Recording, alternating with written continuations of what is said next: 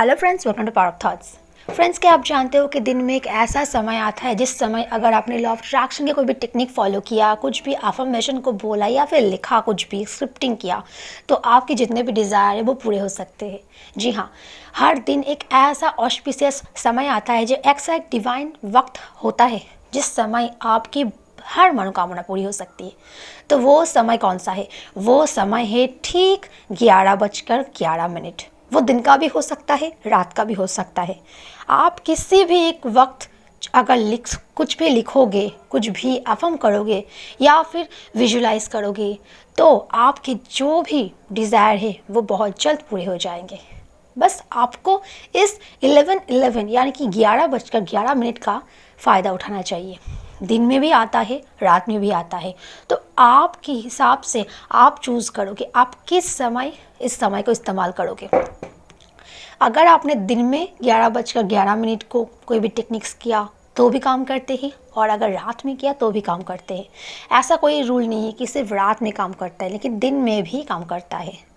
तो आपको अगर बहुत सारे डिज़ायर है जो कि अब तक पूरी नहीं हो रही, या फिर कोई भी ऐसा पर्टिकुलर सा विश है जो कि अब तक पूरी नहीं हो रही है, तो आपको मैं सजेस्ट करूँगी कि इस डिवाइन टाइम का इस्तेमाल आप ज़रूर कीजिए। इस डिवाइन टाइम में की गई कोई भी टेक्निक फेल नहीं होता। वैसे तो लॉ ऑफ अट्रैक्शन के कोई भी टेक्निक्स फेल कभी नहीं होता, लेकिन खास करके ये समय अगर कुछ भी किया जाए तो वो चांद दिखा देती है।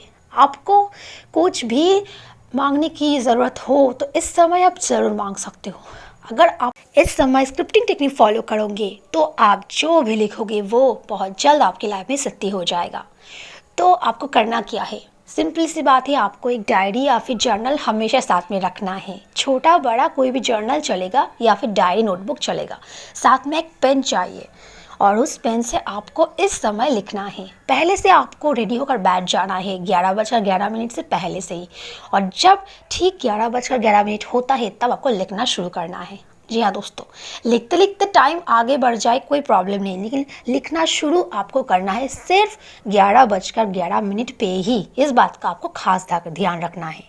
और जब आप लिखना शुरू करेंगे तब आपको वक्त का कोई टाइम देखने की ज़रूरत ही नहीं है, और बस आपको एक के बाद एक विश लिखते रहना है। आप यहाँ पर आपका जितना भी विश लिख सकते हो, 10 लिख सकते हो, 15 ले सकते हो। मैक्सिमम से मैक्सिमम 15 विश लेना, उससे ज़्यादा नहीं। 15 विश ही आप यहाँ पर सिलेक्ट करना, क्योंकि जितनी विश आपकी बड़ी होगी उतने ही दिन समय लगेगा। तो आपको कम से कम विश आपको लेना है। जितना विश कम होगा उतने ही जल्दी आपके रिजल्ट मिलेंगे। तो बस आपको एक के बाद एक अफर्मेशन में आपको विश को लिखते रहना है। आप चाहो तो एक विश को भी आप लिख सकते हो। अगर आपकी पर्टिकुलर एक ही विश है तो उसको भी आप एक स्टोरी के टाइप पर लिख सकते हो, कि एक स्टोरी बना लो पहले से। वो विश पूरा हो जाने के बाद आपका कैसा फीलिंग होगा, कैसे लाइफ होगी आपकी, उस लाइफ को आपको लिखना है। उस फीलिंग को आपको याद करते हुए उसको आपको लिखना है, और साथ ही साथ यूनिवर्स को थैंक यू बोलना है। ये टेक्निक आप लगातार कुछ दिन तक फॉलो करके देखिए। एक दिन नहीं, आप लगातार कुछ दिन तक फॉलो कीजिए जब तक आपको मन करे। ऐसा नहीं है कि मैं बोल रही हूँ कि 21 डेज़ तक फॉलो करना है तो 21 डेज़ तक ही करना है। आप चाहो तो उससे ज़्यादा भी कर सकते हो। जितना लिखोगे, जितना इस टेक्निक को आप बढ़ाओगे, उतना ही आपका फ़ायदा। इस बात का आपको ध्यान रखना है। आप करके तो देखो। 11:11 बहुत ज़्यादा पावरफुल टाइम होता है। आप अगर लिखना शुरू करेंगे तो देखिएगा कुछ ही दिनों के अंदर आपको फ़र्क नज़र ज़रूर आएगा। आपकी माइंडसेट में चेंज हो जाएगा।